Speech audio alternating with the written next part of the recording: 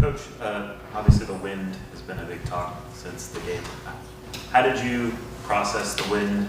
Do you feel like it impacted things in the past? Yeah, it definitely impacted things. Impacted pass game, impacted kicking game. I mean, it was swirling. It was probably one of the windier days I've had in my career. I can probably think of maybe one or two other ones. Maybe we went to Lubbock one time at West Virginia. It was very windy.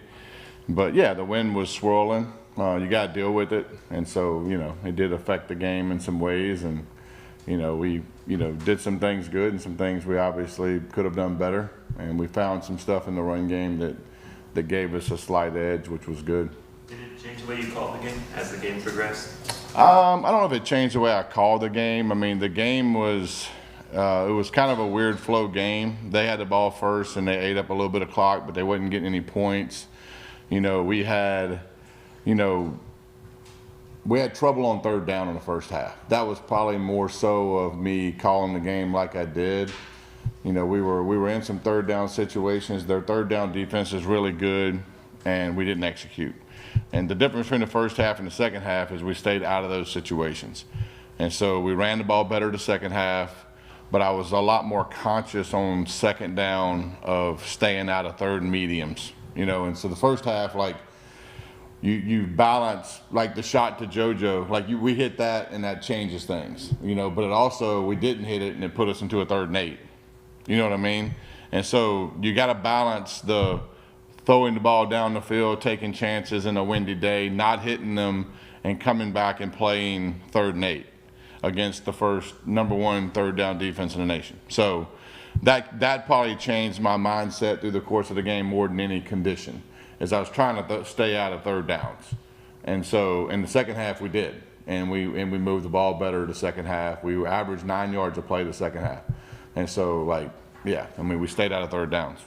Shannon, I guess when you're in a game, how fast can you kind of make adjustments? Because obviously you're game planning for 2 weeks and you have what you think is going to work. How fast can you kind of make adjustments on the fly? Is it like a every drive kind of thing? Is it a... Yeah, with the iPads and everything, it's pretty common. You have some lapse time between drives. You watch it, you discuss it, you talk about the next drive.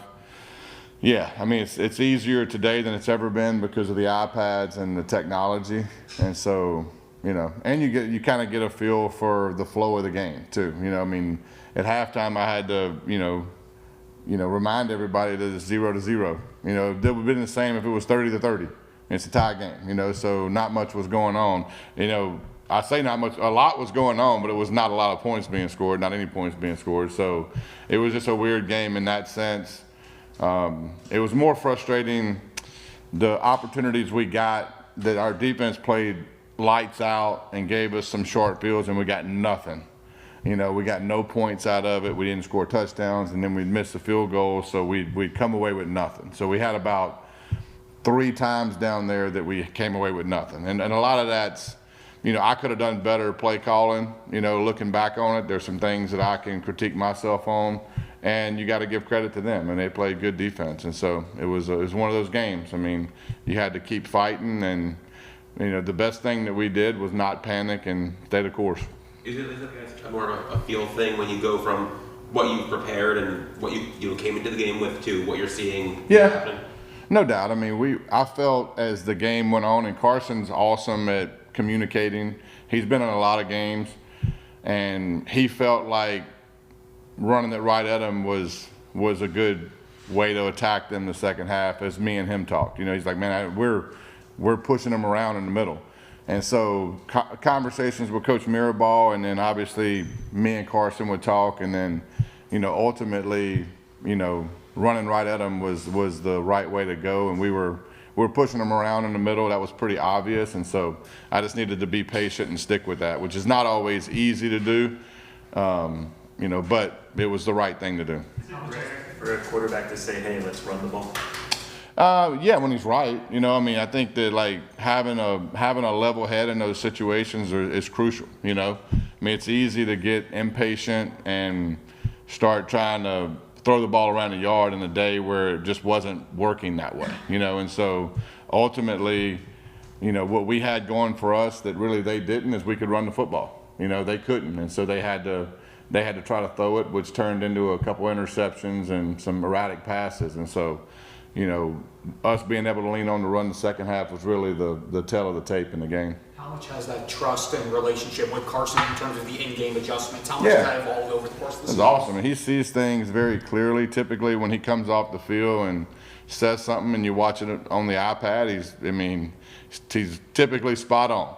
And so there's things that I don't see in the course of calling it that I watch the iPad, and he's typically, you know, pretty spot on in those situations. And everybody keeps a level head and a very calm demeanor, which is key in those type of games when, you know, it's real tight and look, one mistake can cost you a game, you know. And so I thought his input was awesome. Hey Shannon, looking ahead a little bit, Ohio State hasn't given up more than 16 points, I don't think, in a game this year.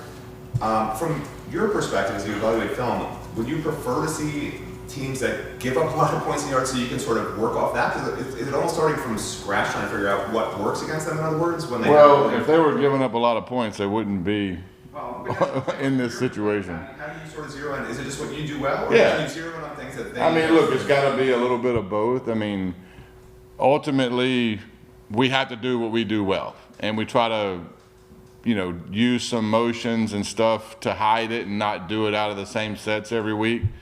But ultimately, you know, the play that bailed us out in this game was a day one play and install, you know? And so, you know, I mean, you never know, like, what's going to be the deal that gives you the advantage. And so, you know, it's going to be different every week. Now, going against a talented defense like Ohio State, I mean, they don't have any weaknesses. And so, ultimately, we have to do what we do good, but we also have to figure out where the soft spots in their defense are and try to gain some advantages there. Shannon, James Brockermeyer, Yeah. probably the one new addition to the offensive line this year. Just your thoughts on how he was able to integrate into that group as quickly as he did, and just how he's done so far for you guys this season? Well, I mean, he's just extremely bright football player, very, very smart, which in our offense, and probably I would argue in any offense, the center needs to be the quarterback of the group. And he makes a lot of calls, and he's on point in protections, and he sets it. The quarterback can override it, and their communication is crucial. But Brock and Carson's relationship is unique, and you need it to be that way to be good on offense. And I will say overall, I thought, you know, our O-line was really the reason the game tilted. I mean, they were very physical.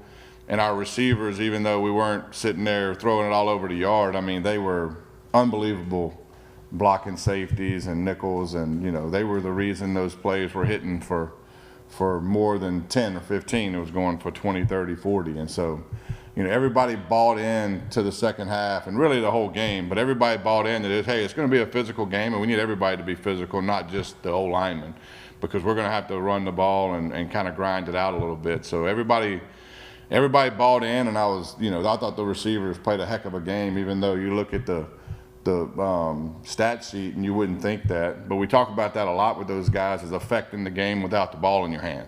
And I don't think there was a better example of that than the second half of that game. I mean, they affected the game without the ball in their hand in a way that I've probably never seen.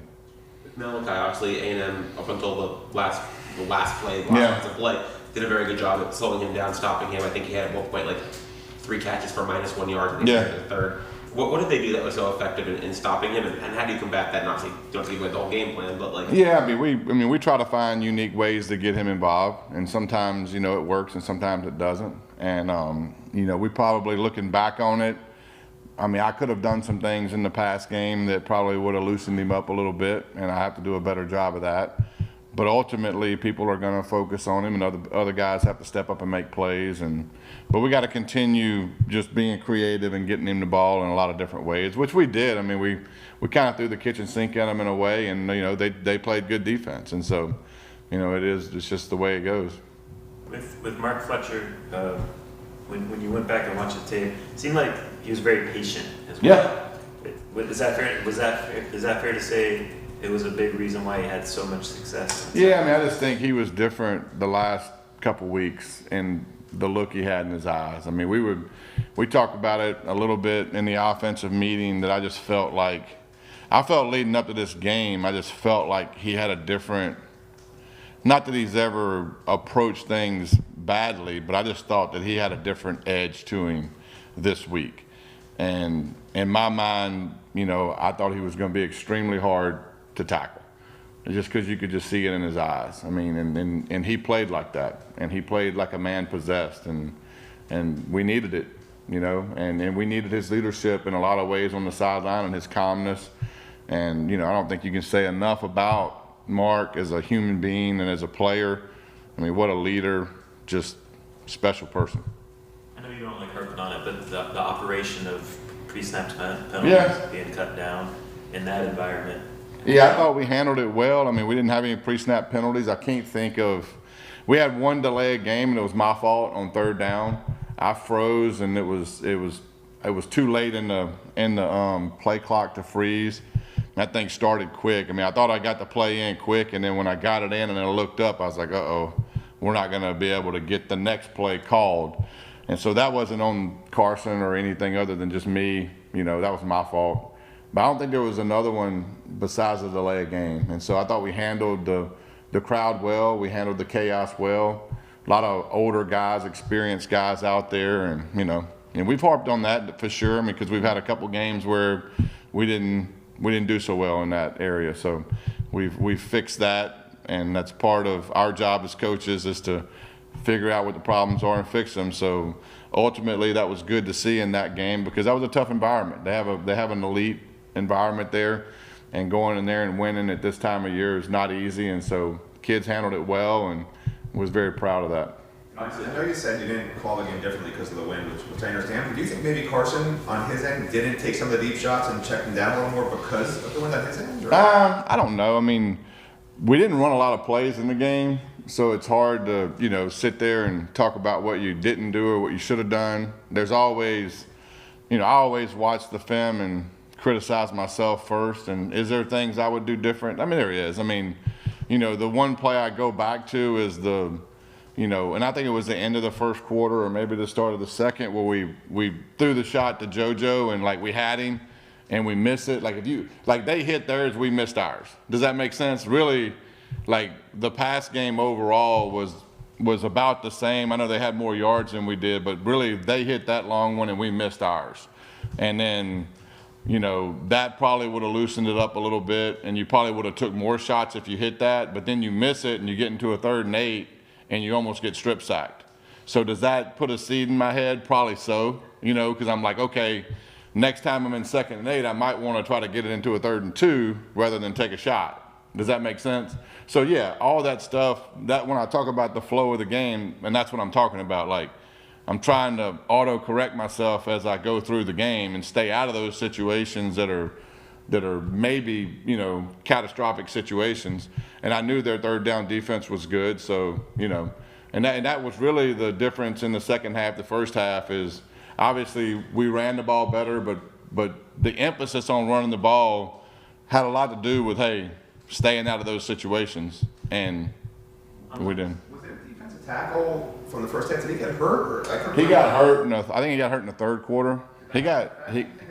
Run game, or I know you guys were dominating, but I mean, was that? Yeah, I don't know. I mean, it probably didn't help him, you know, but you know, I'd have to go back and really watch. I don't remember exactly when he got hurt. I just remember there was a run that Mark ran up the middle in the A gap, and he got I think he got knocked out for a little bit, and so, but I don't remember exactly what time of the game that was.